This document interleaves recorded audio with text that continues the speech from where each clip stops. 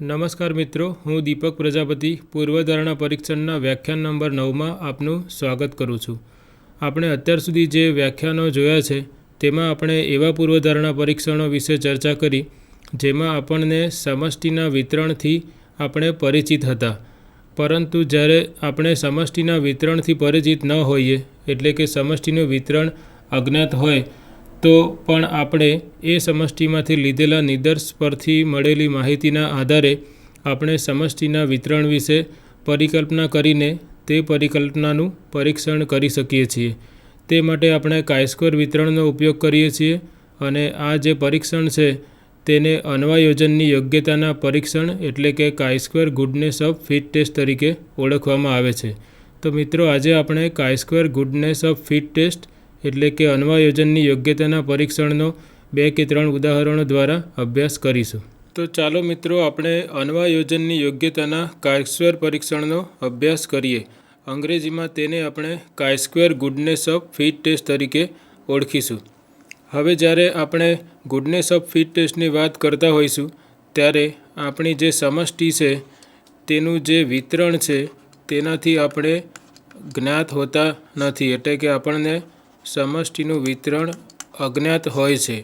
તેથી આપણે સમષ્ટિમાંથી એક નિદર્શ લઈએ છીએ અને તે નિદર્શના અવલોકનો પરથી મળતી માહિતીના આધારે આપણે સમષ્ટિનું વિતરણ કોઈ ચોક્કસ પ્રકારનું સંભાવના વિતરણ છે તે અંગેની પરિકલ્પના અનુમાન કરીએ છીએ અને તેનું પરીક્ષણ કરવાનો આપણે પ્રયત્ન કરીએ છીએ।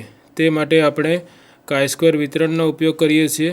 તેથી આ જે પૂર્વધારણા પરીક્ષણ છે તેને અન્વયોજનની યોગ્યતાનું કાય-સ્ક્વેર પરીક્ષણ એટલે કે કાય-સ્ક્વેર ગુડનેસ ઓફ ફિટ ટેસ્ટ કહેવામાં આવે છે। ગુડનેસ એટલે યોગ્યતા અને અન્વયોજનને ફિટ તરીકે આપણે સમજીએ તો કાય-સ્ક્વેર ગુડનેસ ઓફ ફિટ ટેસ્ટનો ઉપયોગ કરવા માટે આપણે જે આ ટેસ્ટ છે તે વિશે સૌપ્રથમ માહિતી મેળવીએ।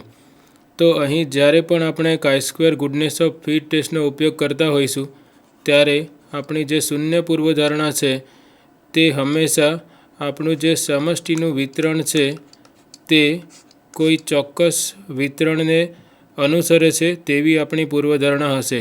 આપણે ધારો કે શૂન્ય પૂર્વધારણા એવી લઈ શકીએ કે સમષ્ટિનું વિતરણ છે એ દ્વિપદી વિતરણ છે અથવા સમષ્ટિનું વિતરણ છે એ પોઇસન વિતરણ છે તે પ્રકારની, અને આપણી જે વૈકલ્પિક પૂર્વધારણા હશે એ સમષ્ટિનું વિતરણ તે ચોક્કસ પ્રકારનું નથી તેવી હશે। અને આપણે આલ્ફા સાર્થકતાની કક્ષાએ એ જે શૂન્ય પૂર્વધારણા છે તેનું કાય-સ્ક્વેર ટેસ્ટનો ઉપયોગ કરીને પરીક્ષણ કરીશું। બીજી વસ્તુ, આપણને જે નિદર્શ આપેલો હશે તે નિદર્શમાં જે ચલ આપેલો હશે તેને આપણે જુદા જુદા વર્ગોમાં અથવા જુદી જુદી કેટેગરીમાં તેને આપણે વહેંચીશું અથવા તેનું આપણે ટેબલ બનાવીશું જેમાં જુદા જુદા વર્ગો આપણે લઈશું, એટલે કે જુદી જુદી કેટેગરી લઈશું। એટલે નિદર્શનું જે વિતરણ છે તેમાં આપણે કેટલા વર્ગો છે તેનું પણ ધ્યાન રાખવાનું છે અને જે કેટેગરી છે એ વર્ગોની સંખ્યાનો આપણે આગળ કાય-સ્ક્વેર પરીક્ષણમાં ઉપયોગ કરવાના છીએ। બીજી વસ્તુ આપણે એ ધ્યાનમાં રાખવાની છે કે નિદર્શ પરથી જે અવલોકનો આપ્યા હશે તેમનો ઉપયોગ કરીને આપણે જે નિદર્શના અવલોકનો છે તેમાં દરેક વર્ગ માટે જુદી જુદી આવૃત્તિ આપણને આપેલી હશે, તો તે આવૃત્તિ જે છે એ નિદર્શ પરથી આવેલી આવૃત્તિ છે તેને આપણે નિરીક્ષિત આવૃત્તિ કહીશું। અંગ્રેજીમાં તેને આપણે ઓબ્ઝર્વ્ડ ફ્રીક્વન્સી કહીશું। તો નિરીક્ષિત આવૃત્તિને આપણે અંગ્રેજીમાં ઓબ્ઝર્વ્ડ ફ્રીક્વન્સી કહીશું અને તેના માટે આપણે કેપિટલ O સંકેત વાપરીશું। તે જ રીતે આપણે જે શૂન્ય પૂર્વધારણા છે તે સાચી છે, એટલે કે આપણી સમષ્ટિનું વિતરણ કોઈ ચોક્કસ પ્રકારનું વિતરણ છે તેવું માનીને આપણે અપેક્ષિત આવૃત્તિ દરેક વર્ગ માટે શોધીશું। તો તે અપેક્ષિત આવૃત્તિ જે છે તેને આપણે અંગ્રેજીમાં કહીશું એક્સપેક્ટેડ ફ્રીક્વન્સી। તો અપેક્ષિત આવૃત્તિને એક્સપેક્ટેડ ફ્રીક્વન્સી કહીશું અને તેને આપણે કેપિટલ E વડે દર્શાવીશું. તો જ્યારે પણ આપણને જે નિદર્શ આપેલો હશે તેના આવૃત્તિ વિતરણ પરથી જે આપણને આવૃત્તિ મળશે તેને આપણે નિરીક્ષિત આવૃત્તિ કહીશું, એટલે કે ઓબ્ઝર્વડ ફ્રીક્વન્સી, જેને આપણે O વડે દર્શાવીશું. અને જે શૂન્ય પૂર્વધારણા સાચી છે તેનો ઉપયોગ કરીને આપણે સમષ્ટિનું વિતરણ જે કોઈ ચોક્કસ પ્રકારનું છે તેના સંભાવના વિધેયનો ઉપયોગ કરીને અપેક્ષિત આવૃત્તિ શોધીશું, તેને આપણે E વડે દર્શાવીશું. તો આ નિરીક્ષિત અને અપેક્ષિત આવૃત્તિ વચ્ચેનો જે તફાવત છે તેને આપણે O - E વડે દર્શાવીએ અને તેનો વર્ગ લઈને જે અવલોકનો મળશે તેનો પણ આપણે ઉપયોગ કરવાના છીએ. તો અહીં જે chi-square ટેસ્ટનું જે પરીક્ષણ અચળાંકનું સૂત્ર છે તે આ પ્રકારનું છે: chi-square બરાબર સિગ્મા O - E વર્ગ ભાગ્યા E. એટલે કે આ જે તફાવત છે ઓબ્ઝર્વડ અને એક્સપેક્ટેડ ફ્રીક્વન્સીનો જે તફાવત છે તેના વર્ગો, અને દરેક વર્ગને આપણે એક્સપેક્ટેડ ફ્રીક્વન્સી એટલે કે અપેક્ષિત આવૃત્તિથી ભાગીશું અને તે બધાનો આપણે સરવાળો છે તેને આપણે આ જે chi-square ટેસ્ટ છે તેના પરીક્ષણ અચળાંકના સૂત્ર તરીકે લેવાના છીએ. તો આ સૂત્ર આપણે યાદ રાખીશું. આ સૂત્રના ઉપયોગથી આપણને chi-square પરીક્ષણ અચળાંકની મૂલ્ય અથવા કિંમત મળશે. બીજી વસ્તુ આપણે ધ્યાન રાખવાના છીએ કે જ્યારે પણ આપણે એક્સપેક્ટેડ ફ્રીક્વન્સી એટલે કે Eનું મૂલ્ય શોધીશું અથવા જે શૂન્ય પૂર્વધારણા સાચી છે તેમ માનીને આપણે જે સમષ્ટિનું વિતરણ જે અનુમાનિત કરેલું છે તેનો ઉપયોગ કરીને આપણે આ જે એક્સપેક્ટેડ ફ્રીક્વન્સી શોધીશું તે બધી જ એક્સપેક્ટેડ ફ્રીક્વન્સી 5 અથવા 5 કરતાં વધુ હોવી જોઈએ, ત્યારે જ આપણે આ ટેસ્ટનો ઉપયોગ કરી શકીએ છીએ. એટલે ધારો કે કોઈ વર્ગમાં અથવા કોઈ કેટેગરીમાં એક્સપેક્ટેડ ફ્રીક્વન્સીનું મૂલ્ય 5 કરતાં ઓછું મળે છે, તો એ જે એક્સપેક્ટેડ ફ્રીક્વન્સીનો વર્ગ છે તેને તેની બાજુના વર્ગ સાથે આપણે જોડીને એ બેને આપણે સંયુક્ત વર્ગ તરીકે લઈશું. એટલે કે ધારો કે કોઈ વર્ગમાં એક્સપેક્ટેડ ફ્રીક્વન્સી 2 છે અને તેની ઉપરના વર્ગની એક્સપેક્ટેડ ફ્રીક્વન્સી 6 છે, તો આપણે આ બે વર્ગને જોડીને નવો વર્ગ બનાવીશું અને તેમાં આપણે જે એક્સપેક્ટેડ ફ્રીક્વન્સી છે તે આ બેનો સરવાળા તરીકે લઈશું. બીજું આપણે ધ્યાન રાખવાનું છે કે જ્યારે પણ આપણે આ બધી ગણતરી કરીએ ત્યારે આપણે બહુ જ સાવચેત રહેવાનું છે. કોઈ પણ પ્રકારની ગણતરીમાં ભૂલ થશે તો આ પરીક્ષણ અચળાંકનું મૂલ્ય ખોટું આવશે અને તે આપણને ખોટા નિર્ણય પર લઈ જશે.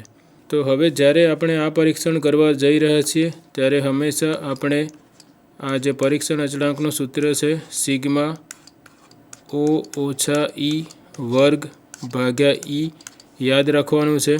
વધુમાં આપણને સાર્થકતાની કક્ષા આલ્ફા આપી હશે, તો તેનો ઉપયોગ કરીને આપણે કટોકટીનો પ્રદેશ શોધવાનો છે. અને આપણે chi-square વિતરણના વક્રથી પરિચિત છીએ. આપણને ખબર છે કે chi-square વિતરણનો વક્ર જમણી બાજુ લાંબી પૂછ ધરાવે છે, એટલે અહીં chi-squareની કિંમતો હોરિઝોન્ટલ અક્ષિસ પર છે. હવે આપણે ધ્યાન રાખીશું કે જ્યારે પણ આપણે chi-square ગુડનેસ ઓફ ફિટ ટેસ્ટનો ઉપયોગ કરતા હોઈએ ત્યારે આપણું જે પરીક્ષણ છે તે હંમેશા જમણી બાજુના પૂછનું પરીક્ષણ થશે. એટલે કે જમણી બાજુની પૂછમાં એટલે કે રાઇટ ટેલમાં જ આપણે જે સાર્થકતાની કક્ષા આપી છે તેના જેટલો જે પ્રદેશ છે તેને કટોકટીના પ્રદેશ તરીકે લેવાનો છે અને આ પ્રદેશને સંબંધિત કિંમત છે તેને આપણે chi-square આલ્ફા વડે દર્શાવીશું. તો જ્યારે પણ ગુડનેસ ઓફ ફિટ ટેસ્ટનો ઉપયોગ કરતા હોઈએ ત્યારે આપણે હંમેશા રાઇટ ટેલ્ડ ટેસ્ટનો જ ઉપયોગ કરવાનો છે. આપણે લેફ્ટ ટેલ્ડ અને ટુ ટેલ્ડ ટેસ્ટનો ઉપયોગ કરતા નથી. એટલે જ્યારે પણ પરીક્ષણ અચળાંકનું મૂલ્ય આ કટોકટીના પ્રદેશમાં આવશે એટલે કે અહીં આવશે ત્યારે આપણે આ જે શૂન્ય પૂર્વધારણા છે તેનો અસ્વીકાર કરીશું. અને જો કટોકટીના પ્રદેશની બહાર આ જે પરીક્ષણ અચળાંકનું મૂલ્ય આવશે તો આપણે કહીશું કે શૂન્ય પૂર્વધારણાનો અસ્વીકાર કરવામાં આપણે નિષ્ફળ જઈએ છીએ. હવે જ્યારે કાય સ્ક્વેર વિતરણનો ઉપયોગ કરીશું ત્યારે આપણને આ જે ડિગ્રીઝ ઓફ ફ્રીડમ છે તેની પણ જરૂર પડશે. તો chi square goodness of fit test માટે આપણે આ સૂત્ર યાદ રાખવાનું છે. સ્વાતંત્ર્યની માત્રા ડિગ્રીઝ ઓફ ફ્રીડમ બરાબર k ઓછા p ઓછા 1. તો આ જે k છે એ આવૃત્તિ વિતરણના જે વર્ગોનો આપણે પરીક્ષણ અચળાંકનું મૂલ્ય શોધવામાં જે વર્ગોનો ઉપયોગ કર્યો છે તે વર્ગોની સંખ્યાને આપણે k તરીકે લઈશું, અથવા જેટલી કેટેગરીનો આપણે આ સૂત્રમાં ઉપયોગ કર્યો છે તે કેટેગરીની સંખ્યાને આપણે k તરીકે લઈશું. હમણાં આપણે જોયું તેમ કોઈ વર્ગની અપેક્ષિત આવૃત્તિ એટલે કે એક્સપેક્ટેડ ફ્રીક્વન્સી 5 કરતાં ઓછી હોય તો આપણે તેને તેની બાજુના વર્ગ સાથે જોડી દઈશું અને નવો વર્ગ બનાવીશું. તો એ એક્સપેક્ટેડ ફ્રીક્વન્સી 5 કરતાં ઓછી છે તેની ચકાસણી થઈ જ ગયા બાદ જેટલા વર્ગો રહેશે તે જ વર્ગોનો આપણે આ પરીક્ષણ અચળાંકનું મૂલ્ય શોધવામાં ઉપયોગ કરવાના છીએ. તો તે વર્ગોની સંખ્યાને આપણે k તરીકે દર્શાવીશું. હવે આ p શું છે? તો p એ આપણા જે અનુમાનિત કરેલા પ્રચલોની સંખ્યા છે તે છે. આપણને ખબર છે કે આપણે સમષ્ટિના વિતરણથી અજ્ઞાત છીએ. આપણને સમષ્ટિના વિતરણની ખબર નથી. એટલા માટે આ પરીક્ષણમાં આપણે નિદર્શ પરથી મળતી માહિતીના આધારે આપણે શૂન્ય પૂર્વધારણા મૂકીએ છીએ કે સમષ્ટિનું વિતરણ કોઈ ચોક્કસ પ્રકારનું છે. ધારો કે સમષ્ટિનું વિતરણ પોઇસન વિતરણ છે. તો આપણને ખબર છે કે પોઇસન વિતરણના સંભાવના વિધેયમાં આપણો જે પ્રચલ છે તે લેમ્બડા છે. તો આપણને જ્યારે સમષ્ટિનું વિતરણ અજ્ઞાત હશે તો આપણે લેમ્બડા પણ અજ્ઞાત હશે. તો ધારો કે આ જે લેમ્બડા શોધવા માટે આપણે નિદર્શના જે અવલોકનો છે તેનો ઉપયોગ કરીને નિદર્શનો મધ્યક શોધીશું અને આ જે લેમ્બડા છે તેની કિંમત આપણે નિદર્શના મધ્યક જેટલી લઈશું. એટલે કે આ જે નિદર્શનો મધ્યક છે તેને આપણે લેમ્બડાના એસ્ટિમેટર તરીકે લઈશું. તો અહીં આપણે જોઈ શકીએ છીએ કે આપણું જે અનુમાનિત વિતરણ છે તેમાં જે પ્રચલો છે, અહીં એક પ્રચલ છે પોઇસન વિતરણ માટે લેમ્બડા, તો તેને આપણે નિદર્શના x બારના ઉપયોગથી અનુમાનિત કરીએ છીએ. તો એ જેટલા પણ પ્રચલોની સંખ્યા છે કે જેને આપણે નિદર્શ પરથી એસ્ટિમેટર તરીકે શોધીએ છીએ તો તે પ્રચલોની સંખ્યાને આપણે p વડે દર્શાવીશું. એટલે p એટલે અનુમાનિત કરેલા સમષ્ટિ વિતરણના પ્રચલોની સંખ્યા છે જે આપણે નિદર્શ પરથી મેળવીએ છીએ. તો એ પણ આપણે યાદ રાખીશું. k એટલે જે પરીક્ષણ અચળાંકનું મૂલ્ય શોધવા માટે જેટલા વર્ગોનો આપણે ઉપયોગ કરીએ છીએ તે વર્ગોની સંખ્યા છે. p એટલે સમષ્ટિ વિતરણના એવા પ્રચલોની સંખ્યા છે જેનું આગણક આપણે નિદર્શ પરથી મેળવીએ છીએ. તો જ્યારે પણ આપણે આ જે કાય સ્ક્વેરનું ક્રિટિકલ મૂલ્ય શોધીશું ત્યારે આપણે સાર્થકતાની કક્ષા અને આ જે ડિગ્રીઝ ઓફ ફ્રીડમ છે તે બંનેને ધ્યાનમાં લઈશું. તમે અગાઉના વ્યાખ્યાનોમાં જોયું હશે કે કાય સ્ક્વેર વિતરણનો ઉપયોગ કરવા માટે આપણે બે બાબતોની જરૂર પડે છે, ડિગ્રીઝ ઓફ ફ્રીડમ અને સાર્થકતાની કક્ષા. તો આટલું સમજ્યા પછી આપણે આ એક ઉદાહરણના ઉપયોગથી આ કાય સ્ક્વેર ગુડનેસ ઓફ ફિટ ટેસ્ટનો કેવી રીતે ઉપયોગ કરવો તે અંગે સમજીએ. ધારો કે યાદચ્છિક ચલ કેપિટલ X એ પ્રિન્ટેડ સર્કિટ બોર્ડમાં રહેલી ખામીઓની સંખ્યા દર્શાવે છે. n બરાબર 60 કદનું એક યાદચ્છિક નિદર્શ લેવામાં આવ્યું અને તેમાં નીચે દર્શાવ્યા પ્રમાણેની માહિતી મળી. આ નિદર્શની માહિતી છે. નિદર્શમાં ખામીઓની સંખ્યા 0, 1, 2 અને 3 સુધી છે અને શૂન્ય ખામીવાળા જે પ્રિન્ટેડ બોર્ડ છે તેની સંખ્યા 32 છે. એ જ રીતે એક ખામીવાળા જે પ્રિન્ટેડ બોર્ડ છે તેની સંખ્યા 15 છે. તે રીતે 2 અને 3 ખામીવાળા પ્રિન્ટેડ બોર્ડની સંખ્યા આપણને આપેલી છે. તો આ જે નિદર્શની જે માહિતી છે તે આપણને આવૃત્તિ વિતરણના સ્વરૂપમાં આપેલી છે. આપણો જે ચલ અહીં છે એક્સ એ પ્રિન્ટેડ સર્કિટ બોર્ડમાં રહેલી ખામીઓની સંખ્યા છે. એટલે આ જે એક્સનું મૂલ્ય છે તેને આપણે સ્મોલ એક્સ વડે દર્શાવીએ તો આ જે આવૃત્તિ છે એ એફ થશે.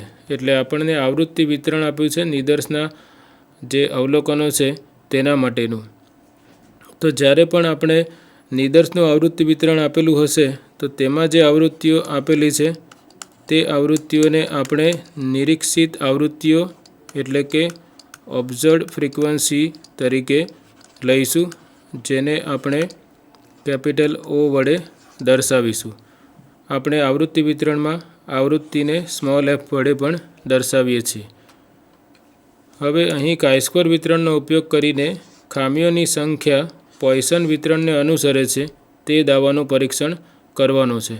તો અહીં આપણે જોઈ શકીએ છીએ કે આપણે સમષ્ટિ તરીકે જેટલા પણ પ્રિન્ટેડ બોર્ડ છે તે બધા જ બોર્ડનું જે ગણ છે તેને આપણે સમષ્ટિ તરીકે લઈશું અને એ સમષ્ટિમાંથી આપણને 60 બોર્ડનું નિદર્શ આપેલું છે.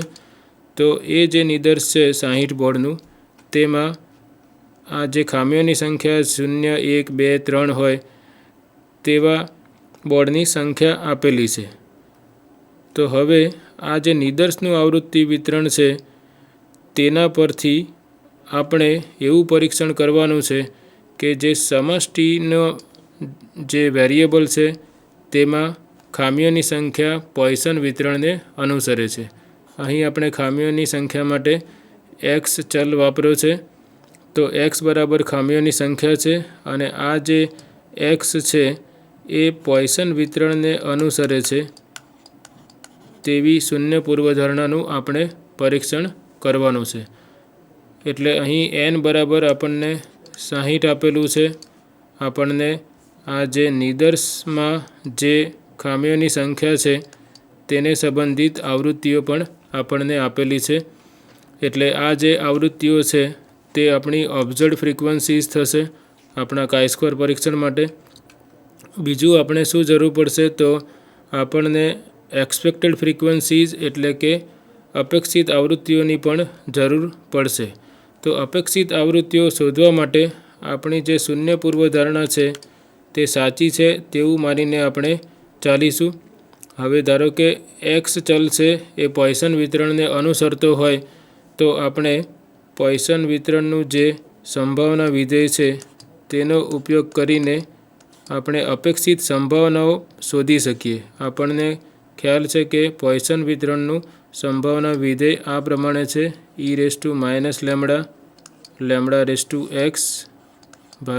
(x) ફેક્ટોરિયલ, જ્યાં એક્સની કિંમતો 0, 1, 2, 3 એમ અનંત સુધી હોઈ શકે.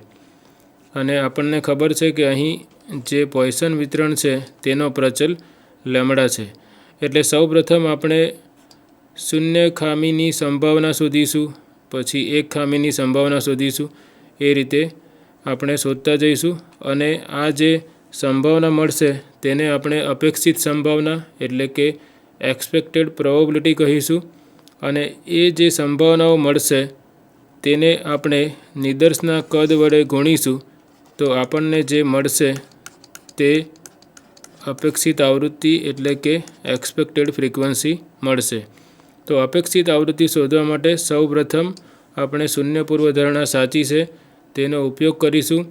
તેના ઉપયોગથી આપણે જે વિતરણ ધાર્યું છે તેનું સંભાવના વિધેય લખીશું અને એ સંભાવના વિધેયના ઉપયોગથી આપણે આ જે નિદર્શમાં જે ચલની કિંમતો આપી છે 0, 1, 2, 3 તેની સંભાવના શોધીશું. જ્યારે આપણે આવું લખીએ છીએ એક્સ બરાબર સ્મોલ એક્સની સંભાવના એટલે કે એક્સ ખામીઓ હોય તેની સંભાવના કેટલી છે. તો સૌપ્રથમ આપણે આ બધી અપેક્ષિત સંભાવનાઓ શોધીશું અને તે જે સંભાવનાઓ મળશે તેને નિદર્શના કદ વડે ગુણતા આપણને જે મળશે તે આપણી અપેક્ષિત આવૃત્તિઓ એટલે કે એક્સપેક્ટેડ ફ્રીક્વન્સીઝ મળશે.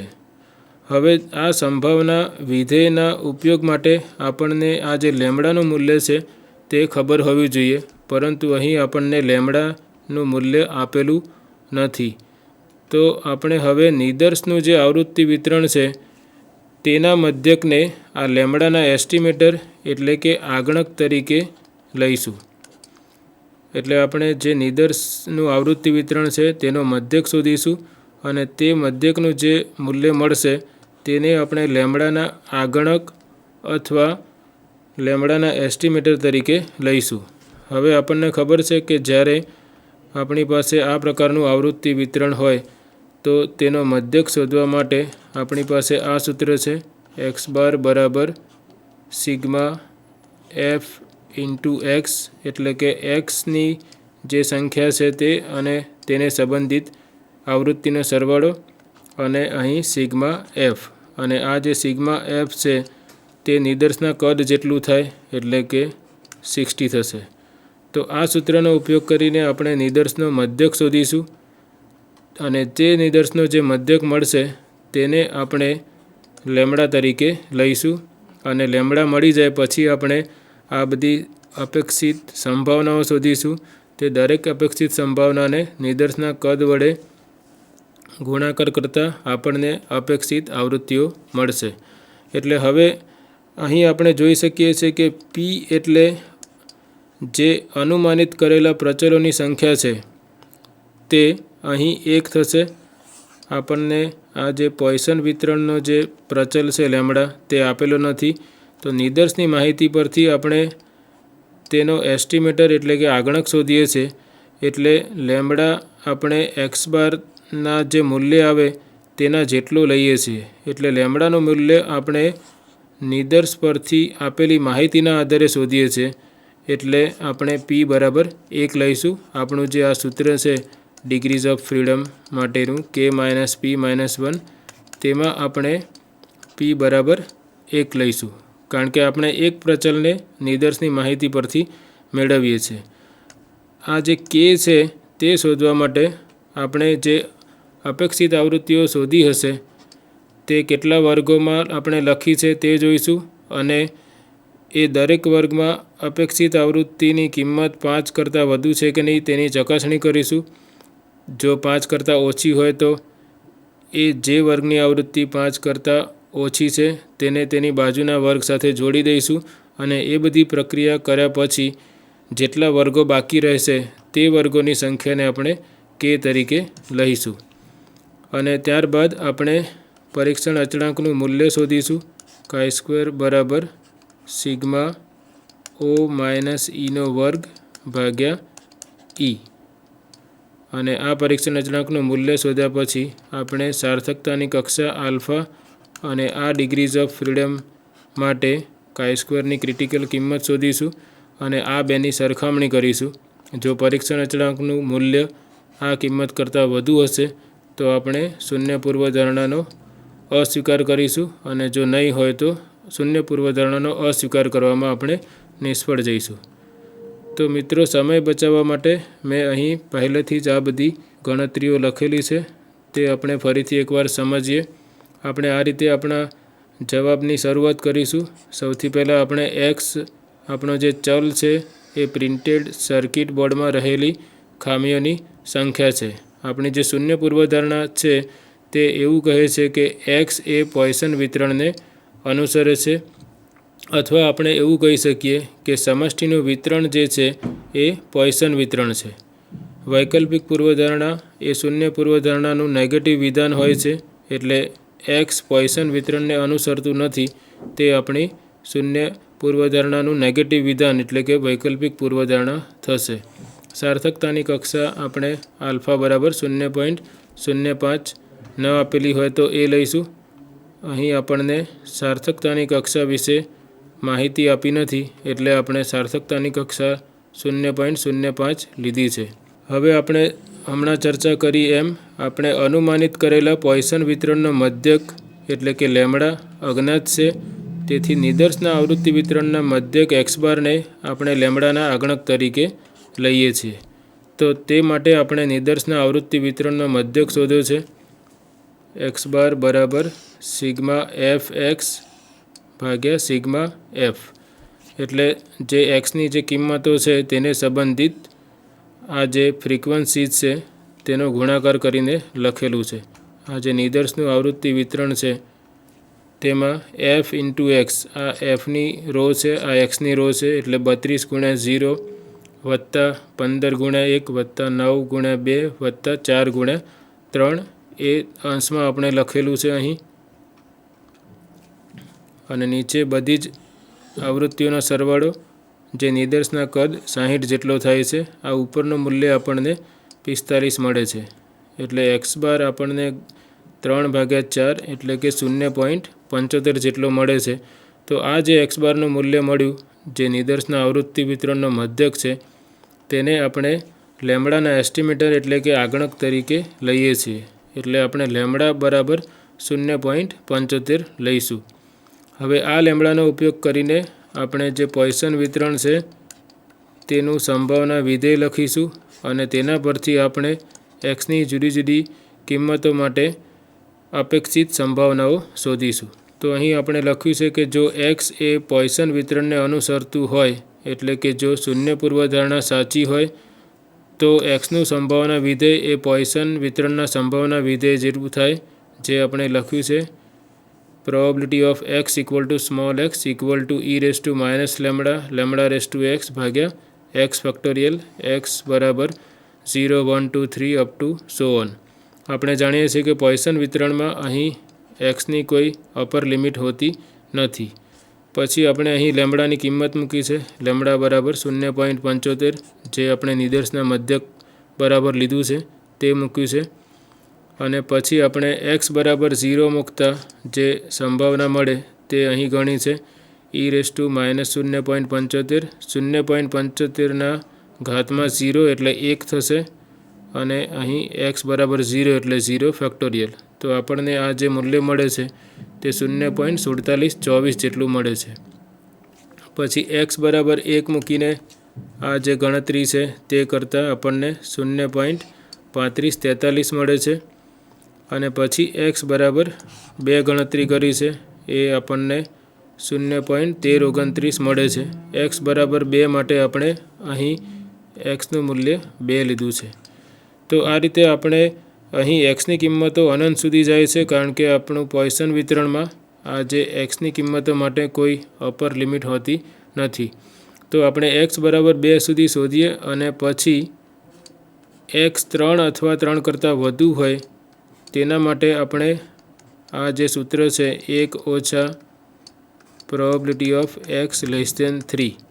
આપણે જાણીએ છીએ કે આ જે ઘટના છે અને આ ઘટના તે બંને એકબીજાની પૂરક ઘટના છે. તેથી આ ઘટનાની સંભાવનાને આપણે 1 ઓછા એક્સ લેસ ધેન 3ની સંભાવના તરીકે લખી શકીએ. તો એના પછીના સ્ટેપમાં આપણે x greater than or equal to 3ની સંભાવનાને આ રીતે લખ્યું છે. અહીં આપણે શાનો ઉપયોગ કર્યો? તો આપણે પૂરક ઘટનાની સંભાવનાનો ઉપયોગ કર્યો. હવે એક્સ આપણો જે છે એ ડિસ્ક્રીટ ચલ છે, એટલે આપણે એક્સ લેસ ધેન 3 બરાબર X less than or equal to 2 લખી શકીએ. એક્સની કિંમતો છે 0 1 2 3 અને એન્ડ સો ઓન. એટલે એક્સ લેસ ધેન 3 એટલે સંભવિત કિંમતો થશે 0 1 અને 2. એટલે એક્સ લેસ ધેન 3ની જગ્યાએ આપણે X less than or equal to 2 લખી શકીએ. X less than or equal to 2 એટલે 0 1 અને 2 3 સંભાવનાઓ છે, તેમનો સરવાળો કરીશું. તેમની કિંમતો આપણે અહીં જે શોધી છે આ 3 કિંમતો ત્યાં આપણે મૂકીને તેમનો સરવાળો કર્યો છે. તો આ જે સંભાવના મળે છે એક્સનું મૂલ્ય 3 અથવા 3 કરતાં વધુ થાય તે 0.0404 જેટલી મળે છે. તો હવે આપણે આ કોષ્ટક બનાવ્યું છે જે અપેક્ષિત આવૃત્તિઓની ગણતરી બતાવે છે. આગળ આપણે ચર્ચા કરી એમ અપેક્ષિત આવૃત્તિ ઈ બરાબર નિદર્શનું કદ અને આ જે સંભાવના આપણે શોધી એક્સની દરેક કિંમત માટે તેનો ગુણાકાર આપણે લઈશું. તો આ બાજુની કોલમમાં આપણે ખામીઓની સંખ્યા લખી છે, જે પોઇસન વિતરણ માટે 0, 1, 2 અથવા 3 કરતાં વધુ પણ હોઈ શકે. હવે આપણે x બરાબર 0 માટે જે અપેક્ષિત સંભાવના શોધી તેનું મૂલ્ય અહીં લખ્યું છે. આ જે મૂલ્યો છે 0.4724, 0.3543 તે શોધેલા મૂલ્યો આપણે અહીં લખ્યા છે.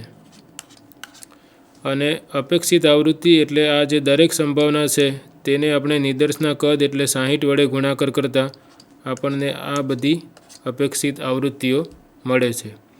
તો જ્યારે પણ અપેક્ષિત આવૃત્તિઓની ગણતરી થઈ જાય પછી આપણે હંમેશા ચકાસણી કરવાની છે કે અપેક્ષિત આવૃત્તિનું મૂલ્ય 5 અથવા 5 કરતાં વધુ છે કે નહીં.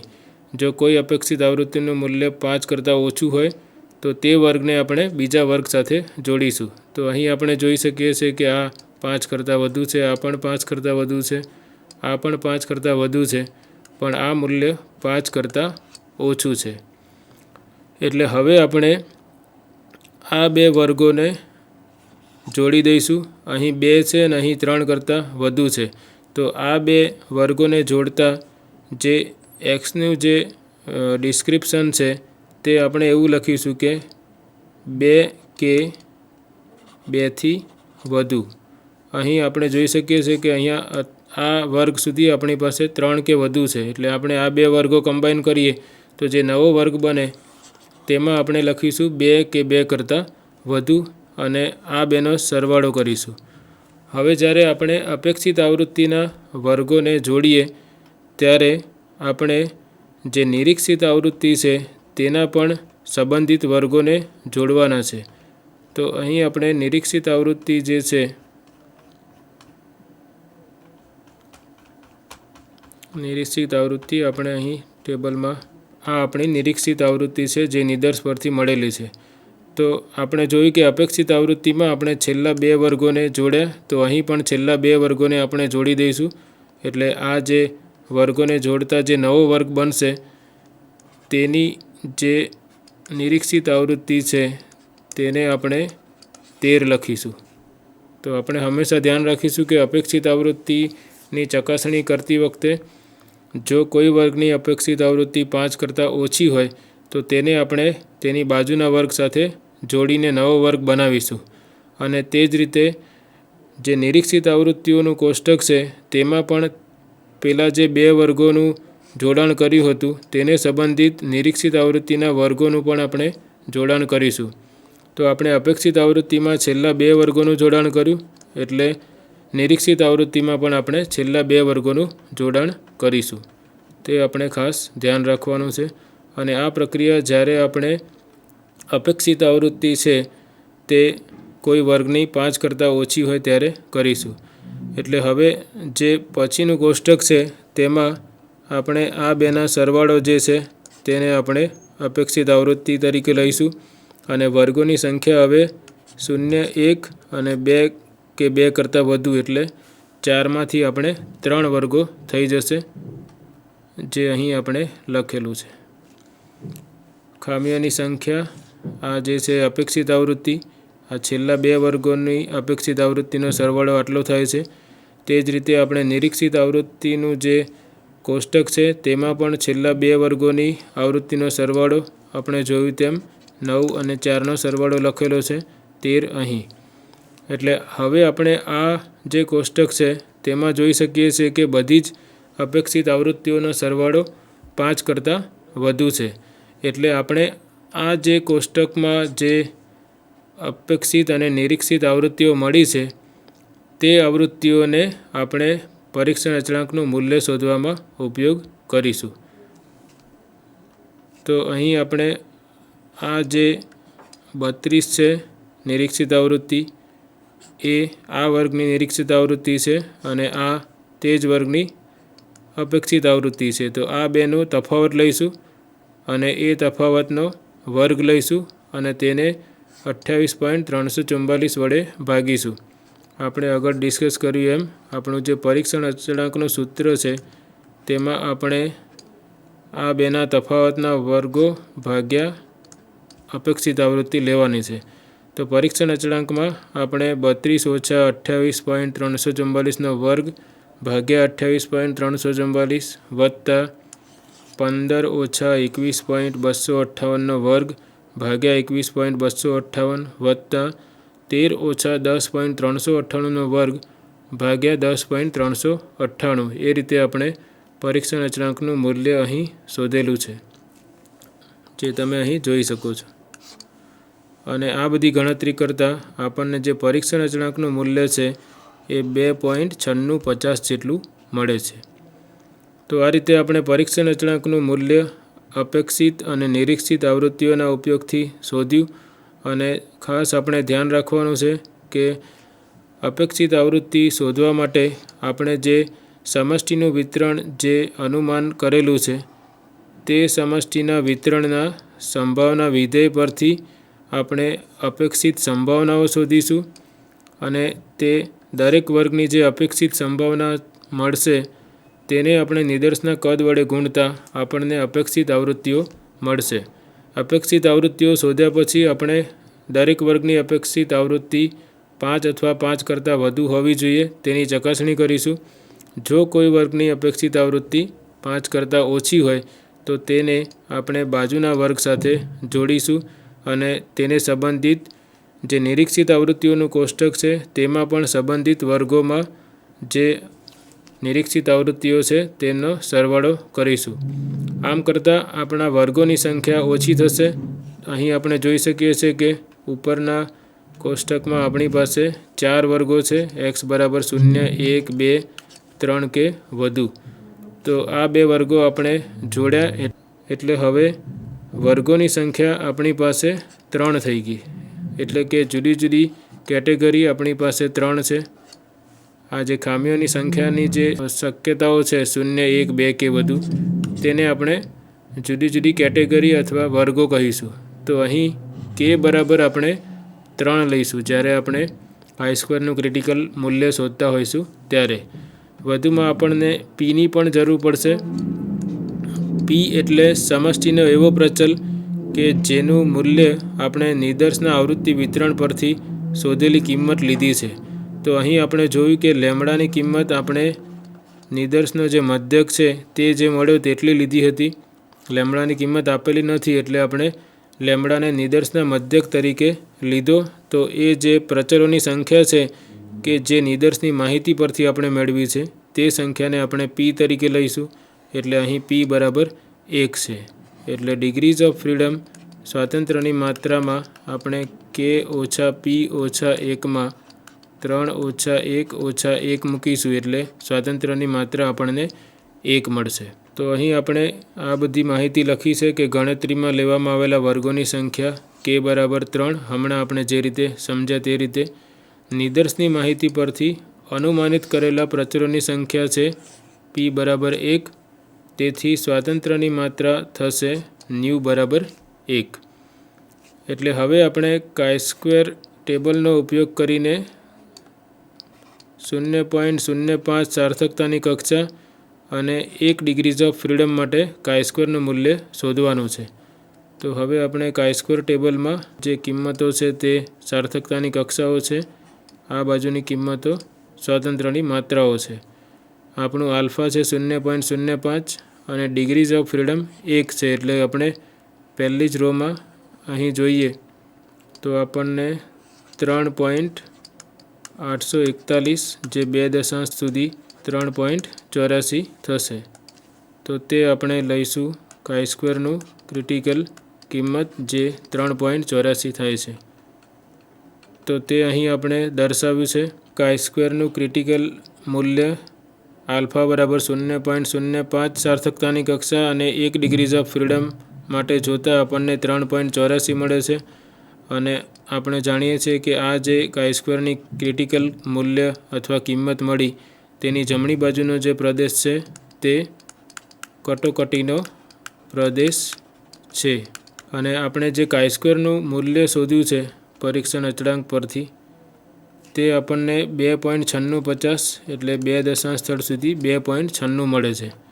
તો અહીં આપણે જોઈ શકીએ છીએ કે 2.96 જે છે એ 3.84 કરતાં ઓછું છે.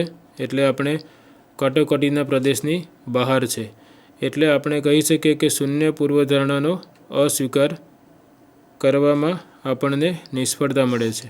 આપણે જાણીએ છીએ કે જ્યારે આ જે chi-square પરીક્ષણ અચળાંકનું મૂલ્ય કટોકટીના પ્રદેશમાં આવે ત્યારે જ આપણે શૂન્ય પૂર્વધારણાનો અસ્વીકાર કરીએ છીએ, પરંતુ અહીં આ જે પરીક્ષણ અચળાંકનું મૂલ્ય છે એ કટોકટીના પ્રદેશની બહાર આવે છે, એટલે શૂન્ય પૂર્વધારણાનો અસ્વીકાર કરવામાં આપણને નિષ્ફળતા મળે છે.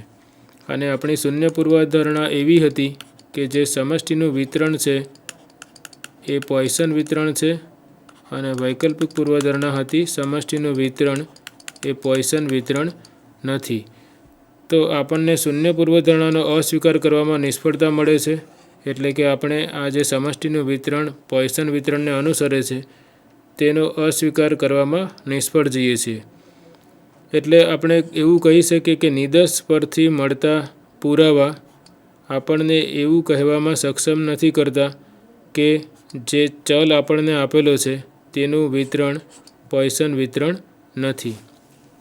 તો આ રીતે આપણે જે ડિસ્ટ્રીબ્યુશન આપ્યું છે તેનું ફિટિંગનો ટેસ્ટ એટલે કે અન્વયોજનની યોગ્યતાનું પરીક્ષણ chi-square પરીક્ષણનો ઉપયોગ કરીને કરી શકીએ. આપણે એક બીજા ઉદાહરણથી આ જે ટેસ્ટ છે તેનો ખ્યાલ પાક્કો કરીએ. આપણને આપેલું છે કે 4 બાળકોવાળા 830 કુટુંબોનો સર્વે લેતા વિગતો નીચે પ્રમાણે મળી આવી છે. પુત્ર જન્મની સંખ્યા 0, 1, 2, 3, 4. પુત્રી જન્મની સંખ્યા 4, 3, 2, 1, 4. એટલે કે એવા કુટુંબોની સંખ્યા કે જેમાં 0 પુત્ર જન્મ હોય અને 4 પુત્રી જન્મ હોય તે કુટુંબોની સંખ્યા 32 છે. તે જ પ્રમાણે 1 પુત્ર અને 3 પુત્રી હોય તેવા કુટુંબોની સંખ્યા 178 છે, અને તે જ પ્રમાણે આ બાકીના અવલોકનો આપેલા છે.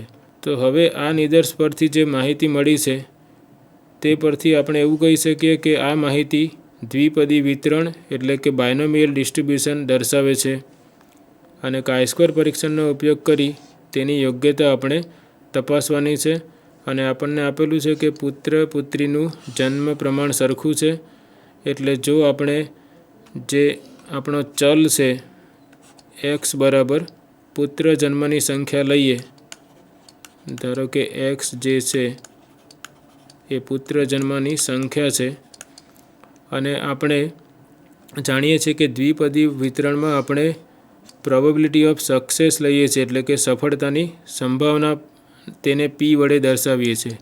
એટલે ધારો કે પુત્ર જન્મને આપણે સફળતા તરીકે જોઈએ, અથવા પુત્ર જન્મની ઘટનાને આપણે દ્વિપદી વિતરણના સંદર્ભમાં સફળતા તરીકે લઈએ, તો આપણને પુત્ર જન્મની સંભાવના જેને આપણે p વડે દર્શાવીએ છીએ તે 1/2 આપેલી છે, અને તેથી પુત્રી જન્મની સંભાવના એ પણ થશે 1/2. એટલે તમને યાદ હશે કે દ્વિપદી વિતરણમાં આપણી પાસે 2 પ્રચલો હોય છે, n અને p. તો આ જે p છે તે આપણને 1/2 આપેલું છે, અને એ પ્રચલ આપણને આપેલો છે. આ જે p આપણે અહીં દર્શાવીએ છીએ દ્વિપદી વિતરણ માટે, તે p આપણું જે આ ડિગ્રીઝ ઓફ ફ્રીડમનું જે સૂત્ર છે તે p કરતાં જુદો છે. આ જે p છે એ પુત્ર જન્મની જે ઘટના છે તેની સંભાવના, તેને આપણે p બરાબર 1/2 લઈએ છીએ. તમને યાદ હશે કે જે દ્વિપદી વિતરણ છે તેનું સંભાવના વિધેય છે x બરાબર xની સંભાવના, એટલે NCx p⁻x 1 - p⁻n - x. તો આ જે p છે તેની કિંમત આપણને 1/2 આપેલી છે. તો હવે આ નિદર્શનું જે વિતરણ છે તેના પરથી આપણે એવું કહી શકીએ કે સમષ્ટિનું વિતરણ પણ જે બાયનોમિયલ ડિસ્ટ્રીબ્યુશન છે તેવું આપણે પૂર્વધારણાનું પરીક્ષણ કરવાનું છે. એટલે આપણે હવે ચલ તરીકે પુત્ર જન્મની સંખ્યા લઈએ, તો આપણને આ જે આવૃત્તિઓ છે 32, 178 એ એવા કુટુંબો છે કે જેમાં આ પ્રકારના પુત્ર જન્મ અને પુત્રી જન્મના આંકડાઓ છે. જેમ કે 0 પુત્ર અને 4 પુત્રી હોય તેવા કુટુંબોની સંખ્યા 32 છે. એ જ રીતે 1 પુત્ર અને 3 પુત્રી હોય તેવા કુટુંબોની સંખ્યા 178 છે. તો આ જે બધી આવૃત્તિઓ છે તે આપણી નિરીક્ષિત આવૃત્તિઓ થશે, નિદર્શ પરથી જે મળેલી આવૃત્તિઓ છે તે. અને આપણે આ જે સંભાવના વિધેયનું સૂત્ર છે તેનો ઉપયોગ કરીને અપેક્ષિત સંભાવનાઓ શોધીશું અને તેને આ જે n છે n બરાબર આપણે 830 લઈશું, તેના વડે ગુણાકાર કરીને આપણે અપેક્ષિત આવૃત્તિઓ શોધીશું. અને પછી આપણે અપેક્ષિત આવૃત્તિઓની કિંમત 5 કરતાં વધુ છે કે નહીં તે અંગેની ચકાસણી કરીશું અને ત્યારબાદ આપણે પરીક્ષણ અચળાંકનું મૂલ્ય શોધીને કટોકટીના પ્રદેશની બહાર આવે છે કે નથી આવતું તે જોઈશું. તો અહીં આપણે આ બધી વિગતો લખી છે. ધારો કે x બરાબર પુત્ર જન્મની સંખ્યા છે, એટલે અહીં આપેલું છે તેમ xની સંભવિત કિંમતો થશે 0, 1, 2, 3 અને 4, કારણ કે દરેક કુટુંબમાં બાળકોની સંખ્યા આપણને 4 આપેલી છે. હવે ધારો કે આપણે પુત્ર જન્મની ઘટનાને સફળતા કહીએ, એટલે એ ઘટનાની જે સંભાવના છે, આ જે p બરાબર 1/2 જે સંભાવના છે તે પુત્ર જન્મની સંભાવના છે તે 1/2 આપણને આપેલી છે. આપણે શૂન્ય પૂર્વધારણા એવી લઈશું કે xનું વિતરણ એ દ્વિપદી વિતરણ છે અને આપણને આ જે પ્રચલ છે દ્વિપદી વિતરણનો તેની કિંમત આપેલી છે. વૈકલ્પિક પૂર્વધારણા લઈશું આપણે xનું વિતરણ દ્વિપદી વિતરણ નથી. હવે આપણે જાણીએ છીએ કે દ્વિપદી વિતરણનું સંભાવના વિતરણ આ સૂત્રથી મળે છે, probability of x = x = NCx p(x) 1 - p(n - x).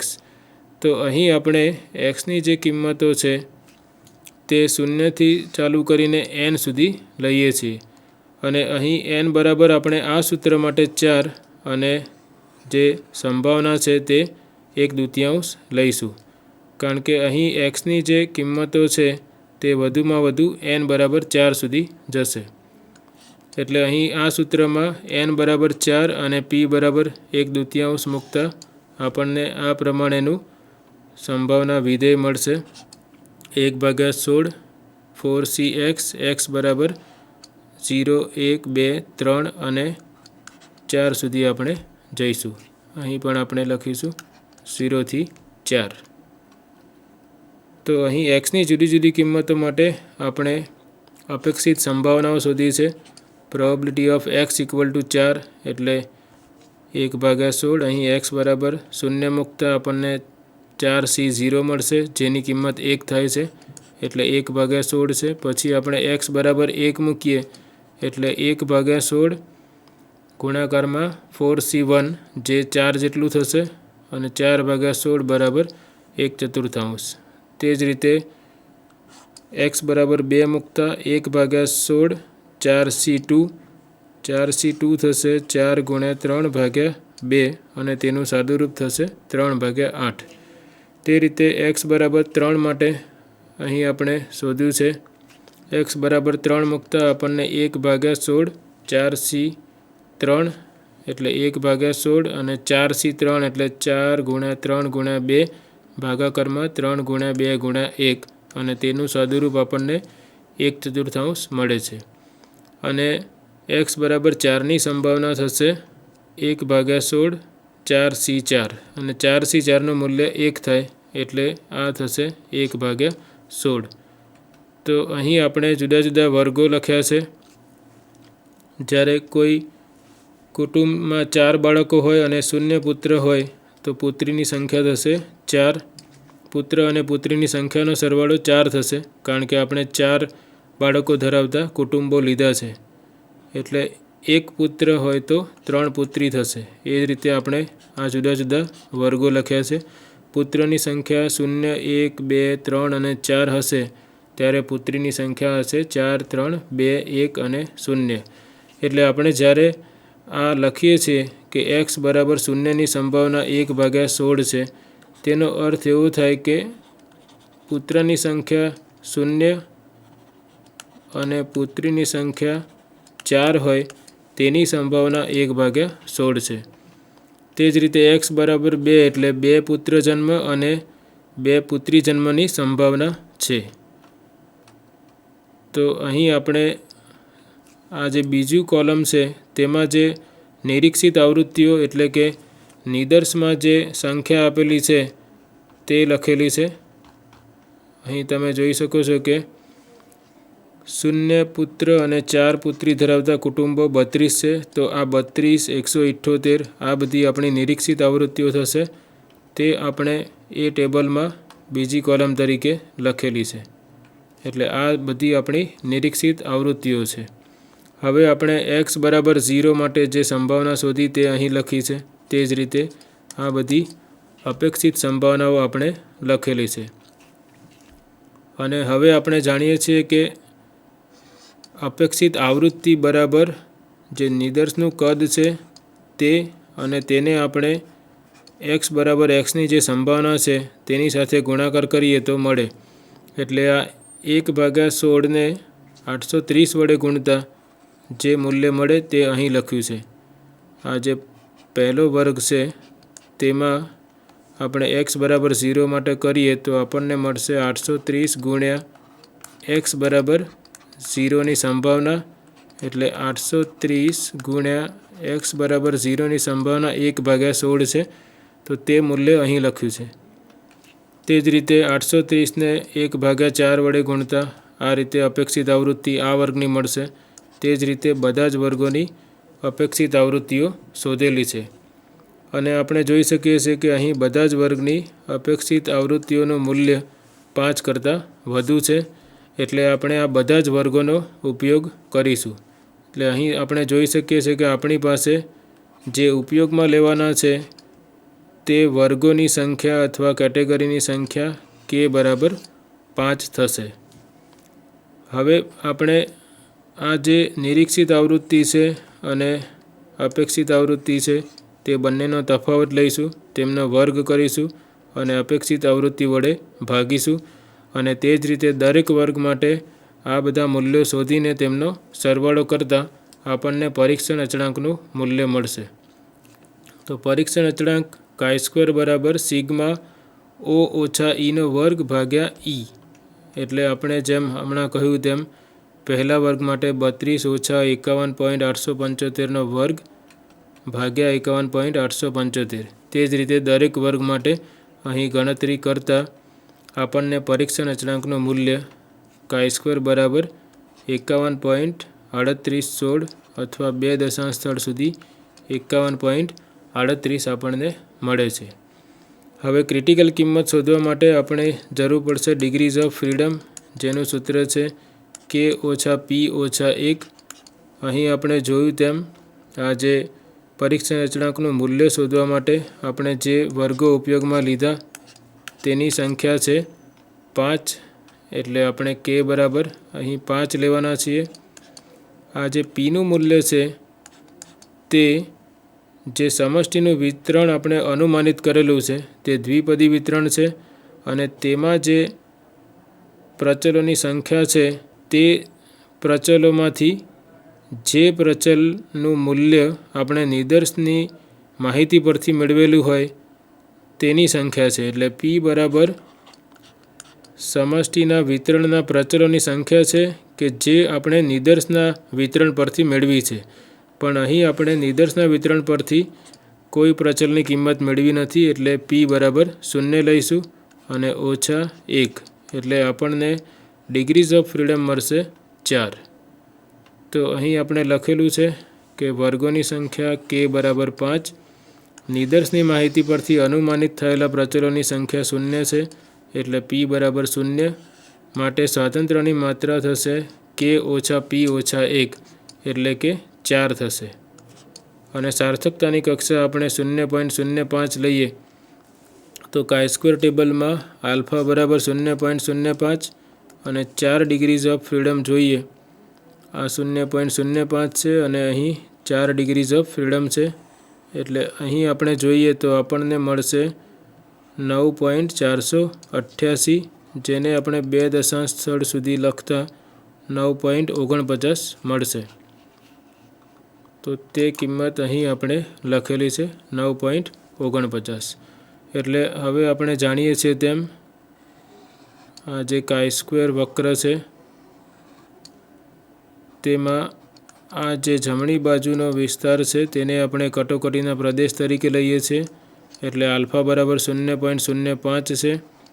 અને આ જે કિંમત છે તે ક્રિટિકલ કિંમત છે, તે આપણે આલ્ફા બરાબર 0.05 અને 4 ડિગ્રીઝ ઓફ ફ્રીડમ માટે શોધી તો આપણને મળી 9.49 અને કાઈ-સ્ક્વેરનું મૂલ્ય આપણને 51.38 મળ્યું છે, જે આ કિંમત કરતાં ઘણું મોટું છે. એટલે કે આ જે કાઈ-સ્ક્વેરનું મૂલ્ય છે જે આપણને પરીક્ષણ અચળાંક પરથી મળ્યું તે કટોકટીના પ્રદેશમાં છે. એટલે આપણે કહી શકીએ કે કાઈ-સ્ક્વેર બરાબર 51.3816 એ 9.49 કરતાં મોટું છે. એટલે કે આ ક્રિટિકલ કિંમત કરતાં મોટું છે. એટલે કે પરીક્ષણ અચળાંકનું મૂલ્ય કટોકટીના પ્રદેશમાં છે. એટલે આપણે શૂન્ય પૂર્વધારણાનો અસ્વીકાર કરી શકીએ અથવા આપણે શૂન્ય પૂર્વધારણાનો અસ્વીકાર કરીએ છીએ. હવે આપણી શૂન્ય પૂર્વધારણા એવી હતી કે આપણો જે ચલ છે તે દ્વિપદી વિતરણને અનુસરે છે અને વૈકલ્પિક પૂર્વધારણા છે આપણો જે ચલ છે એ દ્વિપદી વિતરણને અનુસરતો નથી.